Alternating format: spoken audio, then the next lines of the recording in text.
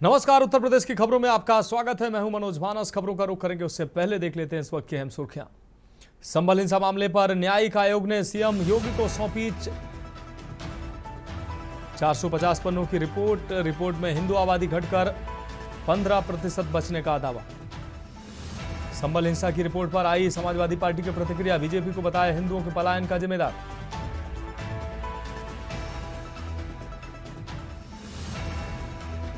UP में उच्च प्राथमिक विद्यालयों के विलय को लेकर बड़ी खबर। 1 नहीं 3 किलोमीटर के अंदर होगी विद्यालय स्कूलों का विलय करने के लिए निर्देश। जम्मू हादसे में यूपी के 5 लोगों की कटरा में मौत। दर्शन को गए थे वैष्णो देवी। 3 परिवारों में मातम। प्रयागराज में खतरे के निशान के पास पहुंचा गंगा और यमुना का जल स्तर। राहत शिविरों में बढ़ रही भीड़। और यूपी में पीएम मोदी का जन्मदिन मनाने की तैयारी। 17 सितंबर से 2 अक्टूबर तक सेवा पखवाड़ा मनाएगी भाजपा। आप देख रहे हैं के न्यूज, खबरों का सारथी। गोल्डी मसाले लाए हैं फ्रेश लॉक टेक्नोलॉजी जो रखे मसालों को हर समय फ्रेश। गोल्डी मसाले। और अब खबरें विस्तार से। हम खबर से बुलेटिन की शुरुआत करते हैं। उत्तर प्रदेश स्थित संभल में वर्ष 2024 के नवंबर में हुए दंगे के बाद गठित न्यायिक कमेटी ने अपनी रिपोर्ट मुख्यमंत्री योगी आदित्यनाथ को सौंप दी है। कमेटी ने 28 अगस्त 2025 गुरुवार को रिपोर्ट सौंपी है। इस रिपोर्ट में संभल की आबादी और डेमोग्राफी को लेकर कई चौंकाने वाले दावे किए गए हैं। 450 पन्ने की इस रिपोर्ट में शाही जामा मस्जिद बनाम हरिहर मंदिर को लेकर भी जानकारी दी गई है। संभल कमेटी की रिपोर्ट से आबादी को लेकर सनसनीखेज खुलासे सामने आए हैं। सूत्रों के अनुसार हरिहर मंदिर के ऐतिहासिक अस्तित्व के साक्ष्य मिले हैं। रिपोर्ट में कहा गया है कि आज़ादी के वक्त सन 1947 में 45% हिंदू थे। अब सिर्फ 15 से 20% बचे हैं। सूत्रों के मुताबिक रिपोर्ट में इस बात का जिक्र है कि दंगे तुष्टीकरण की राजनीति ने संभल की डेमोग्राफी बदल दी है। आपको बता दें कि संभल में हुई हिंसा के संबंध में मुख्यमंत्री योगी आदित्यनाथ को लगभग 450 पन्नों की रिपोर्ट में न केवल 24 नवंबर को हुई हिंसा का जिक्र है, बल्कि संभल के इतिहास में हुए दंगों की अब तक हुए दंगों की संख्या और उन दंगों के दौरान क्या क्या हुआ इसका भी विवरण रिपोर्ट में दिया गया है। रिपोर्ट के अनुसार आजादी के वक्त संभल नगर पालिका क्षेत्र में 55% मुस्लिम और जबकि 45% हिंदू थे। वर्तमान में लगभग 85% मुस्लिम और 15% हिंदू बचे हैं। संभल में 1947 से 2019 तक 15 दंगे हुए। रिपोर्ट के अनुसार आजादी के बाद ये 15 दंगों का दंश संभल ने झेला है। सूत्रों के अनुसार रिपोर्ट में कहा गया है कि संभल में कई सारे आतंकवादी संगठनों का अड्डा भी अब संभल में बन चुका है। अलकायदा, हरकतुल मुजाहिदीन जैसे आतंकी संगठन अपना पैर संभल में पसार चुके हैं। संभल हिंसा पर गठित न्यायिक आयोग में इलाहाबाद हाईकोर्ट के retired justice Devendra Kumar Arora, retired IAS Amit Mohan, retired IPS Arvind Kumar Jain जैसे नाम शामिल थे। आपको बता दें कि 24 नवंबर 2024 को संभल में हुई हिंसा के बाद ही इस न्यायिक कमेटी का गठन हुआ था। याद रखना, ये कितना भी राग अलापे हैं। कल संसद में संविधान पे चर्चा हो रही थी, लेकिन मुद्दा संभल का उठ रहा था। और संभल में इन्हीं के समय में 46 वर्ष पहले जिस मंदिर को बंद कर दिया गया, वो मंदिर फिर से सबके सामने आ गया। इनकी वास्तविकता को सबके सामने प्रस्तुत कर दिया। याद करिए ना, क्या वो संभल में इतना प्राचीन मंदिर क्या रातों रात प्रशासन ने बना दिया? क्या वहां बजरंगबली की इतनी प्राचीन मूर्ति रातों रात आ गई? क्या वहां पर जो ज्योतिर्लिंग निकला है, क्या यह आस्था नहीं थी? क्या उन दरिंदों को आज तक सजा क्यों नहीं मिली? इन्होंने 46 वर्ष पहले संभल के अंदर नरसंहार किया था। क्यों नहीं चर्चा होती संभल में उन लोगों की, उन निर्दोष लोगों की? क्या क्या कसूर था उनका, जिनकी निर्मम हत्या संभल के अंदर आज से 46 वर्ष पहले हुई थी? लेकिन जो भी उस सच को बोलेगा उसको धमकी दी जाएगी, उनका मुंह बंद कराने का प्रयास होगा। और इसीलिए कुंभ के बारे में भी ये लोग इसी प्रकार के दुष्प्रचार को लेकर के आगे बढ़ने का कुत्सित प्रयास करेंगे। याद रख देखिए, वसीम बरेलवी जी की 2 पंक्तियां हैं कि फैसला लिखा रखा हुआ है पहले से खिलाफ, आप क्या खाक सफाई देंगे। तो भारतीय जनता पार्टी की सरकार में संभल हिंसा को लेकर एक गोपनीय रिपोर्ट माननीय मुख्यमंत्री जी को सौंपी गई। उस गोपनीय रिपोर्ट में क्या लिखा हुआ है, ये उस कमेटी के हेड मीडिया के सामने चर्चा करते हैं, लेकिन वो रिपोर्ट गोपनीय है। सूचना विभाग बताता है क्या चलाना है क्या नहीं चलाना है, लेकिन वो रिपोर्ट गोपनीय है। तो ऐसी गोपनीय रिपोर्ट के बारे में जनता भली भांति जानती है कि भारतीय जनता पार्टी ऐसी गोपनीय रिपोर्ट केवल जनता का ध्यान मुख्य मुद्दों से बांटने के लिए लेके आती है। भारतीय जनता पार्टी का कोई भी हथकंडा अब पीडीए के सामने चलने वाला नहीं है। संभल प्रकरण पे आज जो रिपोर्ट पेश होना था माननीय मुख्यमंत्री जी को, उसमें से कुछ विषय लीक हुआ है। आप देख सकते हो, एक समय संभल की जनसंख्या 45% हिंदुओं की थी, आज 15% रह गई है। ये आंख खोलने की उनको जरूरत है जो गंगा जमनी तहजीब हिंदू मुस्लिम एकता की बात करते हैं। और उस रिपोर्ट में और भी खुलासे हुए हैं, कैसे हिंदुओं का यहां से पलायन कराया जाए, कैसे हिंदुओं को प्रताड़ित किया जाए, कैसे जहां हिंदू 4 घर है वहां कैसे दंगे किए जाए, ये सारे के सारे उस रिपोर्ट में आया है।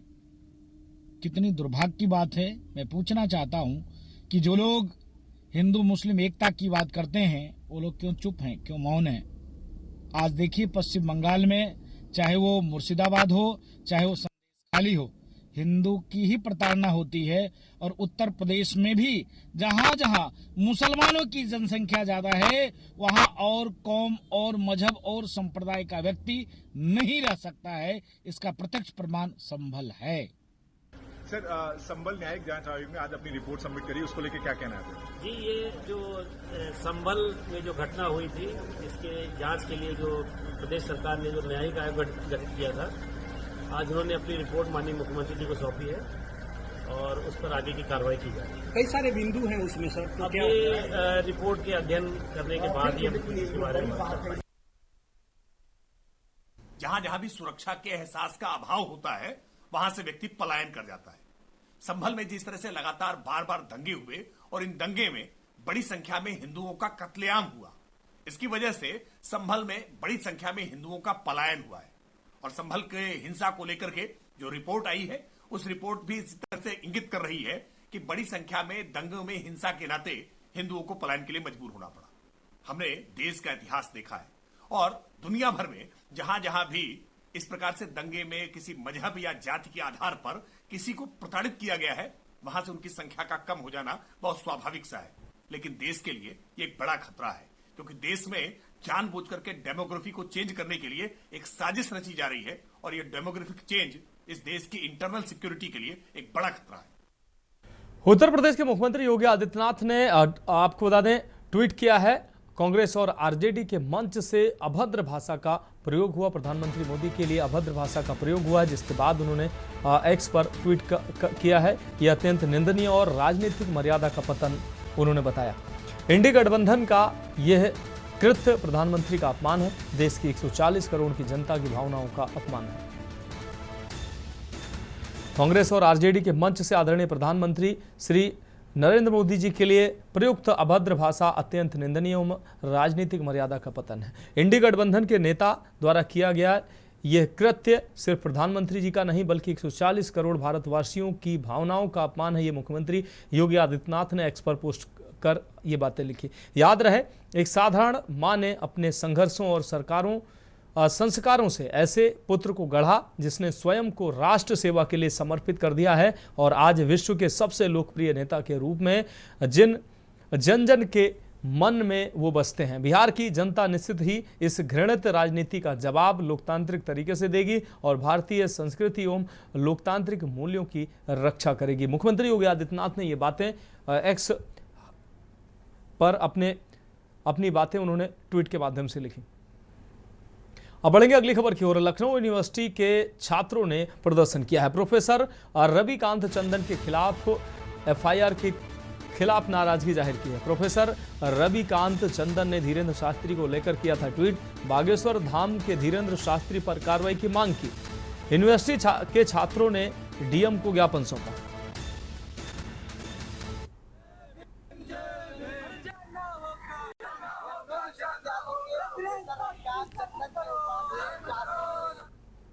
और अगली खबर लखनऊ से है। यूपी एसटीएफ को बड़ी सफलता हाथ लगी। 3 सातिर ठगों को एसटीएफ ने गिरफ्तार किया। एटीएम के पास खड़े होकर ये सातिर ठग लोगों को शिकार बनाते थे, लोगों को गुमराह कर उनका एटीएम बदल देते थे और एटीएम बदल कर उनके जो पैसे थे वो निकाल लेते थे। इन तीनों सातिर में परवेज, साहिल, मुक्तदिर को एसटीएफ ने गिरफ्तार किया है। तीनों सातिर आरोपियों पर गंभीर मुकदमे दर्ज हैं। आरोपी परवेज पर अलग अलग जिलों में 17 मुकदमे दर्ज हैं। मुक्तदीर पर अलग अलग जिलों में 12 मुकदमे दर्ज हैं। वहीं साहिल पर अलग अलग जिलों के अलग अलग थानों में 4 मुकदमे दर्ज हैं। तीनों को मड़ियाओं थाना क्षेत्र से गिरफ्तार किया गया है। आरोपियों से 39 एटीएम, 3 मोबाइल फोन जबकि 6,510 रुपए की नकदी बरामद की गई है। अब बढ़ेंगे अगली खबर की ओर। रायबरेली से अगली खबर है, जहां सांसद राहुल गांधी का पुतला फूंकने पहुंचे बीजेपी कार्यकर्ता। पुतला फूंकने जा रहे बीजेपी कार्यकर्ताओं से पुलिस ने छीना है पुतला। पुलिस और बीजेपी कार्यकर्ताओं के बीच धक्का मुक्की देखने को मिली है। मंत्री दिनेश प्रताप सिंह के बेटे बवाल में मौजूद रहे। ब्लॉक प्रमुख पीयूष प्रताप सिंह भी इस दौरान मौजूद रहे। बिहार चुनाव के दौरान प्रधानमंत्री की मां पर अभद्र टिप्पणी की गई है। टिप्पणी को लेकर नाराज दिखे हैं भारतीय जनता पार्टी के कार्यकर्ता। राहुल गांधी के विरोध में जमकर नारेबाजी की है। शहर कोतवाली क्षेत्र के शहीद चौक की घटना है।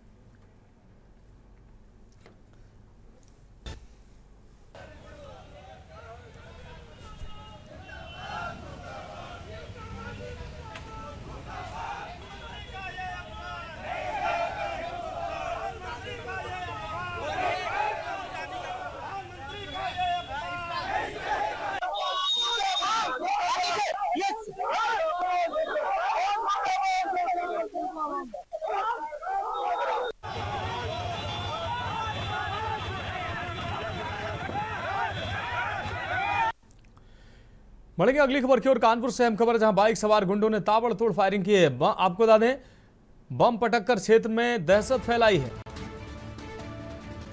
फेंके गए बम से क्षेत्र में दहशत का माहौल बन गया। फायरिंग और बमबाजी की घटना सीसीटीवी में कैद हुई है। इलाकाई लोगों ने एक गुंडे को दौड़ाकर पकड़ा है। दादानगर इंडस्ट्रियल एरिया की यह पूरी घटना है। तो फायरिंग और बमबाजी की घटना सीसीटीवी में कैद हुई है।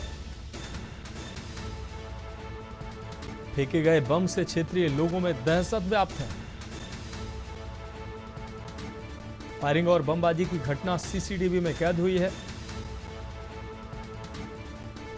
इलाकाई लोगों ने एक गुंडे को दौड़ाकर पकड़ा है। तो कानपुर से अहम खबर आपको दिखा रहे हैं। दादानगर इंडस्ट्रियल एरिया की यह घटना है। सीसीटीवी फुटेज सामने आए हैं। तो बाइक सवार गुंडों ने ताबड़तोड़ फायरिंग की है। अगली खबर भी कानपुर से। कानपुर के नवाबगंज थाना क्षेत्र में जागेश्वर मंदिर चौकी इंचार्ज नितिन पूनिया को जालौन निवासी व्यापारी से 5.7 लाख की लूट के आरोप में निलंबित कर दिया गया है। व्यापारी आसिफ शेख ने आरोप लगाया कि चौकी इंचार्ज ने उन्हें चुन्नीगंज के पास रोककर बिना उच्चाधिकारियों को सूचना दिए चौकी ले जाकर जुआरी बताकर रकम छीन ली। शिकायत के बाद मामला एसीपी से होते हुए डीसीपी और पुलिस कमिश्नर तक पहुंचा। जांच में दोषी पाए जाने पर दारोगा को तत्काल सस्पेंड कर दिया गया। संयुक्त पुलिस आयुक्त आशुतोष कुमार ने बताया कि आरोपी के खिलाफ भ्रष्टाचार अधिनियम समेत कई अन्य धाराओं में मुकदमा दर्ज कर कानूनी कार्रवाई की जा रही है। इसमें देखिए वादी हैं इसमें आसिफ शेख। इनका ये कहना है कि ये चुन्नीगंज में अपनी कार सर्विस कराने गए थे, तो वहाँ से पुलिस की वर्दी में कुछ लोग उनको पकड़ के ले गए और उनको धमका कर उनसे 5,70,000 रुपये लिए। और जब बात उनको लगा, डर लगा, तो उन्होंने वो पैसे वापस भी कर दिए। ये जब उच्चाधिकारियों के संज्ञान में आए तो इसको बड़ा सीरियसली लिया गया है। हम लोग की ज़ीरो टॉलरेंस की नीति चल रही है। उनके खिलाफ जो नितिन पूनिया हैं, वो शायद जागेश्वर चौक के प्रभारी हैं, उनका नाम प्रकाश में आया, उनके साथी भी हैं। इसमें FIR दर्ज कर दी गई है, जिसमें कि एक्सटॉर्शन और भ्रष्टाचार अधिनियम की धाराएँ लगाई गई हैं। और इसको बड़ी गंभीरता से हम लोग ले रहे हैं और गेस्टेड ऑफिसर की देखरेख में इसकी जाँच कराई जाएगी और इनको तत्काल प्रभाव से निलंबित भी कर दिया गया। बढ़ेंगे अगली खबर की ओर। अलीगढ़ के रोरावर थाना क्षेत्र में रहने वाली मुस्लिम महिला नेत्री रूबी आसिफ खान ने गणेश चतुर्थी के अवसर पर अपने घर में श्री गणेश की प्रतिमा स्थापित कर धार्मिक सौहार्द की मिसाल पेश की। रूबी खान ने परिवार में अगले 9 दिनों तक विधिवत गणेश पूजन और आरती की जाएगी। जिसमें घंटियों की गूंज और श्रद्धा का माहौल रहेगा। 10वें दिन प्रतिमा का विसर्जन नरोरा घाट पर किया जाएगा। रूबी खान पिछले कई वर्षों से नवरात्रि, दिवाली और अन्य हिंदू पर्वों पर पूजा पाठ करती आ रही हैं। उनके इस कदम को सामाजिक समरसता और सामाजिक सांस्कृतिक एकता की दिशा में एक प्रेरणादायक पहल माना जा रहा है। भारतीय जनता पार्टी में क्या पद है आपके पास? जयगंज मंडल से उपाध्यक्ष हूँ, महिला मोर्चे से। भगवान गणेश जी की आपने स्थापना की है? जी बिल्कुल की है, क्योंकि हर बार करती हूँ और इसी तरह करती रहूंगी। 9 दिन के लिए की है। 10वें दिन विसर्जन करूंगी नरोरा में, जैसे करती चली आई हूँ इसी तरह। और मैं तो ये सब करके भेदभाव मिटाना चाहती हूँ। यही एक संदेश देना चाहती हूँ कि हमारे सभी हिंदुस्तानी मिलजुल कर रहें, हिंदू मुस्लिम में कोई भेदभाव ना हो, सभी एकता से रहें। जो थोड़ी सी कुछ लोगों में कट्टरपंथी चल रही है, आपस में एक दूसरे के लिए निकल जाए, एक दूसरे के मन के भेदभाव खत्म हो जाए।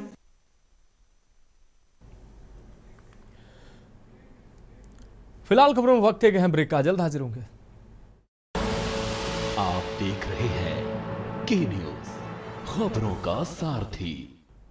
ब्रेक के बाद उत्तर प्रदेश की खबरों में एक बार फिर से आपका स्वागत है। बढ़ेंगे अगली खबर की ओर। खबर ललितपुर से है, जहां उत्तर प्रदेश की राज्यपाल आनंदीबेन पटेल ने ललितपुर दौरे के दौरान प्रदेश सरकार की विभिन्न जन कल्याणकारी योजनाओं के लाभार्थियों को प्रशस्ति पत्र और आवश्यक सामग्री वितरित की। कार्यक्रम की शुरुआत छोटे बच्चों के सांस्कृतिक प्रस्तुतियों से हुई, जिसके बाद आंगनबाड़ी कार्यकर्तियों को मिनी किट दी गई।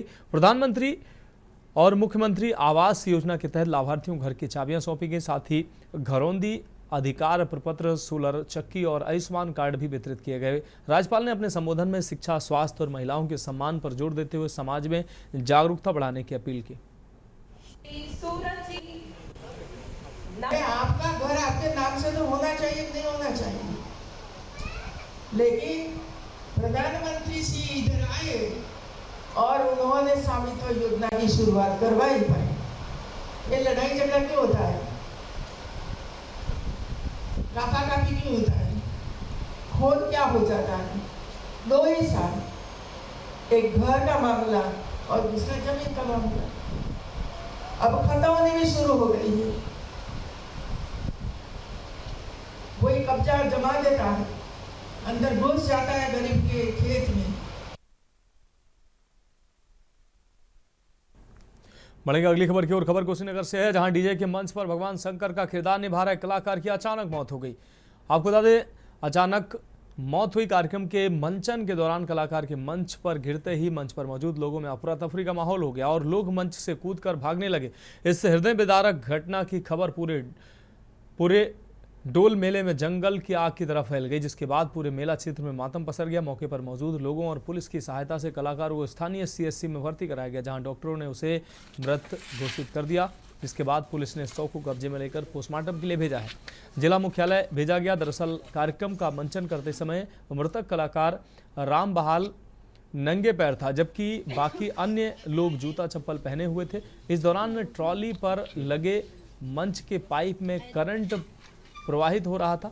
पाइप के छूते ही अर्थिंग मिलने से करंट का प्रवाह तेज हो गया और मृतक राम बहाल तत्काल गिर गया और उसकी मौत हो गई। घटना की खबर मिलते ही मृतक के गांव बिलवा पालकधारी में सन्नाटा पसर गया और उसके घर में रोना पीटना शुरू हो गया। मृतक 3 भाइयों में सबसे छोटा था और अभी अविवाहित था। मृतक राम बहाल हरिओम हिंदुस्तानी पार्टी में काम करता था और उस पार्टी में भगवान शंकर और अन्य छोटे मोटे रोल निभाकर अपने घर की रोजी रोटी चलाता था। जबकि उसका मंझला भाई विकलांग है, तो उसका बड़ा भाई केरल राज्य में काम धंधा करता है, जिससे परिवार चलता है।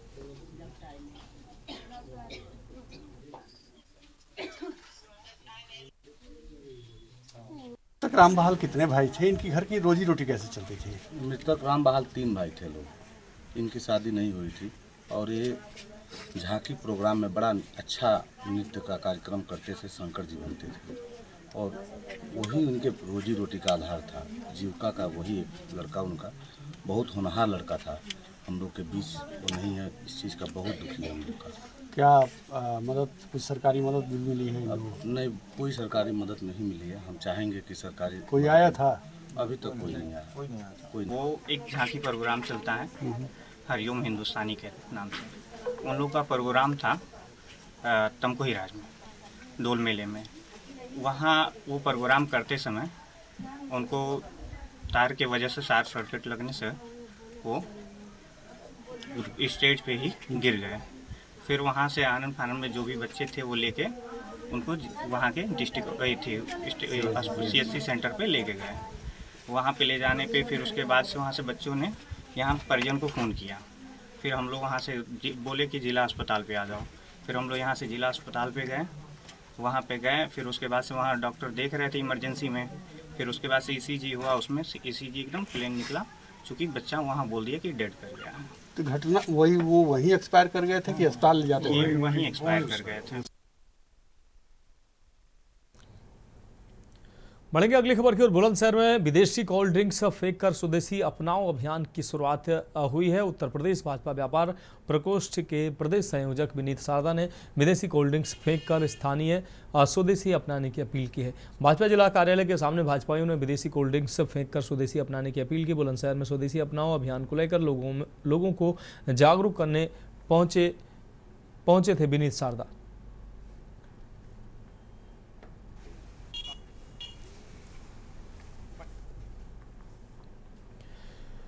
बढ़ेंगे अगली खबर की ओर। जौनपुर के मछली शहर कोतवाली क्षेत्र के सुंदरनगर में आपसी विवाद के दौरान जमकर मारपीट हुई। इस बीच एक दबंग युवक ने भीड़ में कई राउंड फायरिंग कर दी। घटना का वीडियो सोशल मीडिया पर तेजी से वायरल हो रहा है। गंभीर मामला होने के बावजूद मौके पर पुलिस को भनक तक नहीं लगी।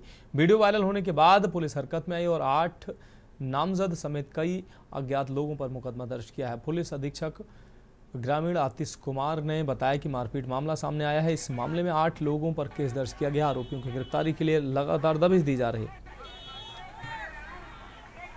थाना मछली शहर में सुंदरनगर गांव, वहां का एक वीडियो वायरल हो रहा है जिसमें कुछ लड़के आपस में मारपीट कर रहे हैं और फायरिंग के मतलब उसमें ये दिख रही है कि किसी के द्वारा फायरिंग भी की जा रही है। पूरे प्रकरण का वीडियो का तत्काल संज्ञान लिया गया है। इसमें मछली शहर थाने में 8 व्यक्ति और कुछ अज्ञात के विरुद्ध तत्काल अभियोग पंजीकृत किया जा रहा है। अभी गांव में पुलिस पार्टी के द्वारा दबिश की जा रही है और जल्दी ही जो भी इसमें दोषी होंगे उनको गिरफ्तार कर आगे विधिक कार्रवाई की जाएगी।